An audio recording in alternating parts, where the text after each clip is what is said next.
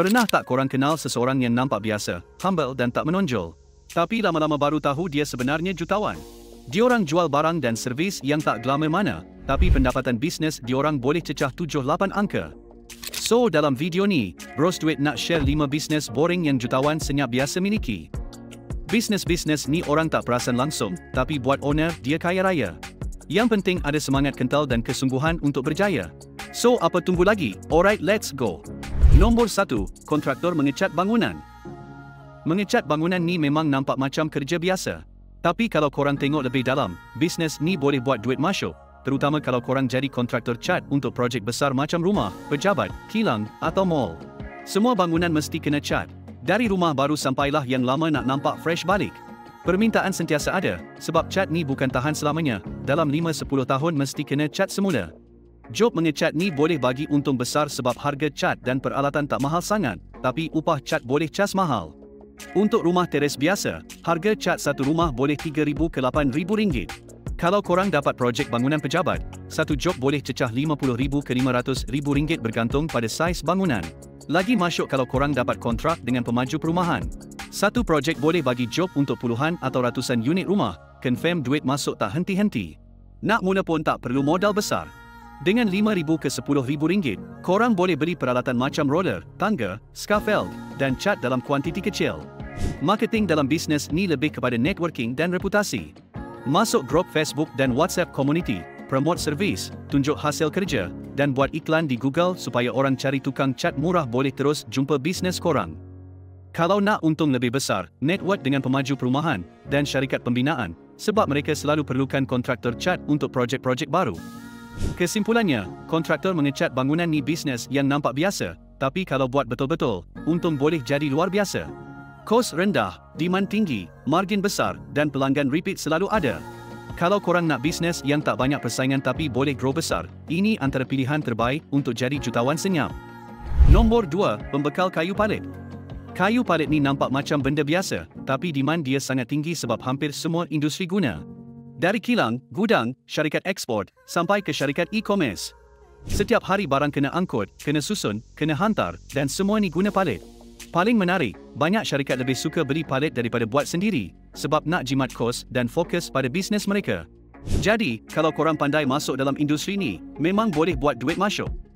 Untung dalam bisnes ni datang dari palet baru dan palet terpakai. Palet baru boleh jual dalam RM20 ke RM80 satu unit, bergantung pada jenis kayu dan saiz.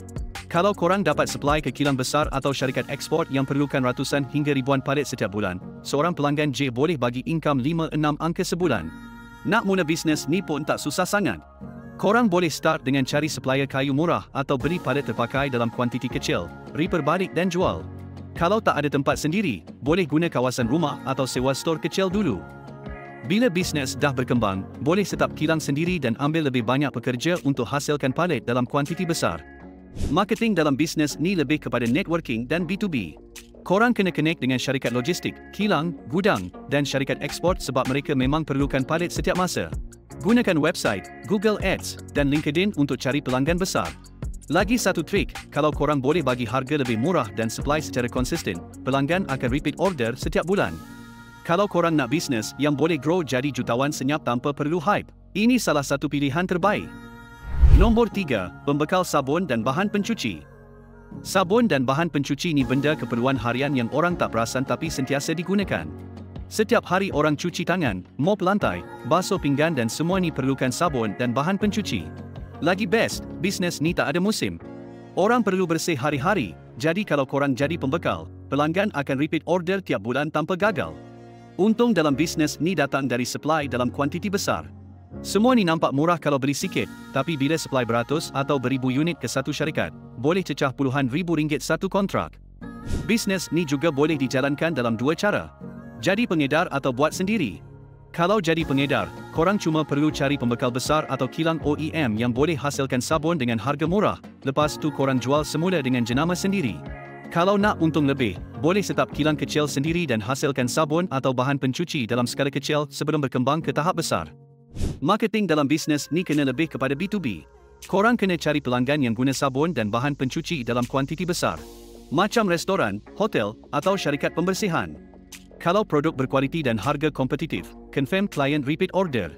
Lagi bagus, korang cuba masuk tender kerajaan atau supply ke pasar raya untuk untung yang lebih besar. Kesimpulannya, pembekal sabun dan bahan pencuci ni bisnes yang nampak biasa, tapi kalau korang buat betul-betul, tak mustahil boleh jadi jutawan senyap. Nombor 4, pressure washer. Kalau korang pernah tengok video orang guna pressure washer cuci lantai kotor, dinding berlumut, atau longkang hitam jadi bersekilat, mesti korang puas hati. Tapi korang tahu tak, bisnes ni boleh buat duit besar sebab ramai orang dan syarikat sanggup bayar mahal untuk servis ni. Dari rumah, kedai, restoran, dan kilang, semuanya perlu cuci secara berkala, dan pressure washer ni cara paling pantas dan berkesan. Untung bisnes ni datang dari upah servis yang tinggi dan kos operasi yang rendah.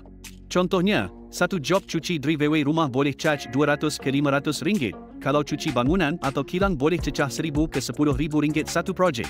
Dengan modal beli mesin RM3,000 ke RM10,000, korang boleh balik modal dengan hanya beberapa job sahaja. Nak mula bisnes ni senang dan fleksibel. Korang boleh start sorang-sorang dulu, bawa mesin dalam van atau pickup, pergi rumah pelanggan dan cuci. Tak perlu kedai pun boleh jalan.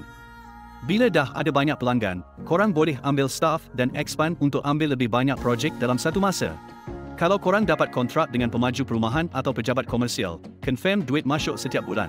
Kesimpulannya, servis cucian tekanan tinggi ni bisnes yang nampak biasa, tapi untung boleh jadi luar biasa. Modal rendah, permintaan tinggi, repeat pelanggan ada, dan boleh grow jadi syarikat megah holdings dengan staff sendiri. Nombor 5, pembekal baja organik.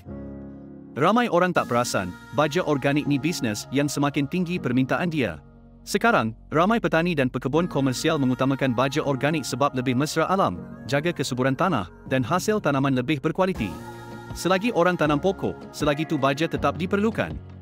Maknanya demand bisnes sentiasa ada. Untung dalam bisnes ni datang dari kos bahan mentah yang rendah, tapi harga jual tinggi. Baja organik boleh dibuat dari sisa makanan, tahi ayam, najis kambing, kompos daun, dan bahan semula jadi lain. Semua ni murah atau ada yang percuma juga. Tapi bila korang proses dan paket elok-elok, korang boleh jual dalam pek kecil RM10 ke RM50, atau kalau supply dalam kuantiti besar ke ladang atau syarikat pertanian, satu kontrak boleh cecah puluhan ribu ringgit sebulan. Marketing dalam bisnes ni kena pandai target pelanggan yang betul. Gunakan Facebook Ads, TikTok, Shopee, Lazada dan Google Ads untuk jual direct kepada pekebun kecil dan pemilik rumah. Kalau nak main game besar, cari kontrak dengan ladang komersial, pembekal pertanian, atau masuk tender baja untuk agensi kerajaan. Kesimpulannya, pembekal baja organik ni bisnes yang nampak bosan, tapi boleh jadi mesin duit jangka panjang. Kalau korang nak jadi jutawan senyap dalam sektor pertanian, bisnes ni sangat sesuai untuk korang. Alright guys, itu dia 5 bisnes boring yang jutawan senyap biasa miliki. Jangan pandang rendah tahu pada bisnes-bisnes ni, sebab kadang-kadang yang nampak biasa ni lah yang paling lumayan. Kalau korang nak idea-idea bisnes boring yang lain, boleh singgah video saya yang lain. Jangan lupa like dan subscribe untuk lebih banyak konten idea bisnes. Jumpa lagi dalam video seterusnya, bye.